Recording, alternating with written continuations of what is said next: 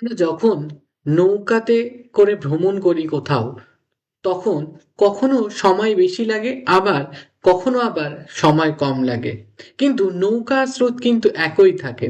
এর পিছনে রহস্যটা কি? এর পিছনে রহস্য হচ্ছে এখানে একটা গণিত কাজ করছে। এখানে স্রোতের অনুকূল আর প্রতিকূলের বেগ কাজ করছে। তাহলে আমরা জেনে নেব আজকে কোনটা অনুকূল আর কোনটা প্রতিকূল। ধরো, এই তুমি নৌকাতে ভ্রমণ করছো, তাহলে তোমার নৌকার যেদিকে তোমার অভিমুখ, সেদিকের অভিমুখ আর স্রোতটা ঠিক তার উল্টো দিকে বইছে। তাহলে কি হবে দেখো, একটার সঙ্গে একটা বিপরীত। এটাকে তখন বলবে কি? প্রতিকূল। প্রতিকূল মানে তুমি স্রোতের ঠিক উল্টো দিকে যাচ্ছ। আর অনুকূল কাকে বলবো? তোমার ধরো তুমি যাচ্ছ এই দিকে, আবার স্রোতটাও বইছে ঠিক এই দিকে, তখন সেটা হয়ে যাবে কি? অনুকূল। মানে তুমি তুমি যেদিকেই যাচ্ছ, স্রোতটা ঠিক সেই দিকেই বইছে। ধরো, স্থির জলে নৌকার বেগ আমি ধরে নিলাম এক্স।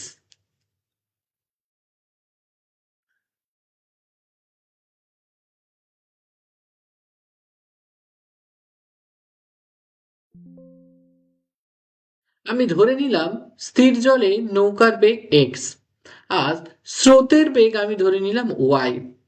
তাহলে অনুকূল মানে কি? স্রোত যেদিকে যাচ্ছে, আবার তোমার নৌকাও ঠিক সেই দিকেই যাচ্ছে, তাহলে অনুকূলে হয়ে যাবে কি? তোমার গতিবেগ প্লাস স্রোতের গতিবেগ দুটো যোগ হয়ে যাবে। আর প্রতিকূল, তোমার যে নৌকার স্পিড, সেখান থেকে দেখো আমার যে স্রোতের বেগ সেটা মাইনাস হয়ে যাবে।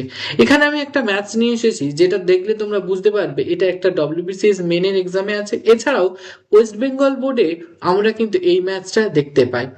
ওয়েস্ট বেঙ্গল বোর্ডে ক্লাস 9-10 সিলেবাসে তো এটা থাকেই। তাহলে এটাকে আমরা কিভাবে দেখব?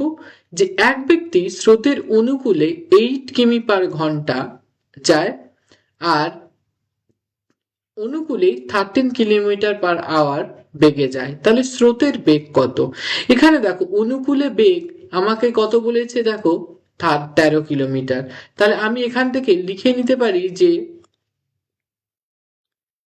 এক্স প্লাস ওয়াই, সেটা আমার কত হয়ে যাচ্ছে? 13।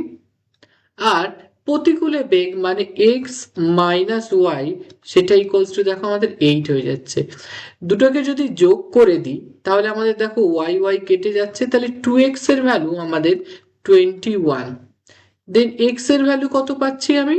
10.5।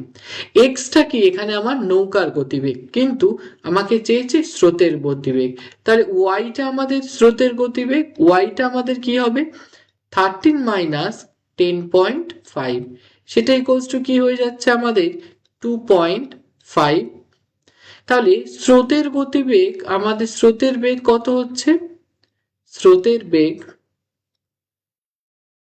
দেখো হয়ে যাচ্ছে আমাদের 2.5 কিলোমিটার/আওয়ার। এটাই কিন্তু সব থেকে শর্টকাট। এই যদি টেকনিকটা তুমি শিখে নাও, তাহলে কিন্তু তুমি খুব সহজে এক্সামে সেটাকে সলভ করতে